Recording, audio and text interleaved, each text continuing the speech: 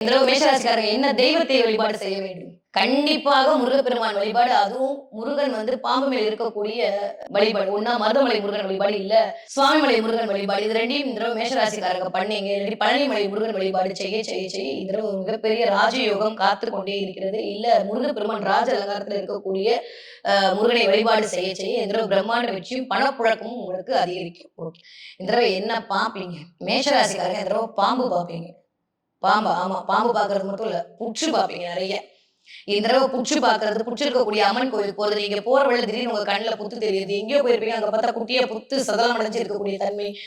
அப்படின்றதெல்லாம் இந்த தடவ கண்டிப்பா நடக்கும். ஏன்னா 11ஆம் இடம் அப்படின்றதே குடம் மட்டும் இல்ல. குற்ற குறிக்கக்கூடிய இடமே 11ஆம் இடம். அந்த இடத்துல போய் ராகு உட்கார்ந்துருக்காரு. நெறைய இந்த தடவ பாம்பு பாப்பீங்க. பார்த்தீங்கன்னா என்ன அர்த்தம்? பாம்ப பார்த்தா படையே நடக்குன்ற மாரி மேஷராசிக்காரர்கள பார்த்தா படை நடுங்குறதுக்கான வாய்ப்பெல்லாம் இருக்க போகிறது. அப்படின்றத சொல்லக்கூடிய தன்மையா இருக்கும். நீங்க நெறைய இடத்துல புற்றுய பார்த்தீங்க அப்படின்னா, எப்படி கொஞ்சம் பதுங்கி உள்ள போய் அமைதியா இருக்கும், அந்த மாதிரி கொஞ்சம் அமைதியா இருப்பா, டென்ஷன் ஆகாத, குதிச்சு கொப்பளிச்சிடாத சாமி அப்படின்னு பிரபஞ்சம் உங்களுக்கு சொல்லக்கூடிய செய்தியா இருக்கு. கொஞ்சம் கோவம் அதிகரிக்க தான் செய்யும். கண்ட்ரோல் பண்ண வேண்டிய டைமா தான் இருக்கு மேஷராசிக்காரர்களுக்கு இந்த மாசி மாதம் 2026வது வருடம்.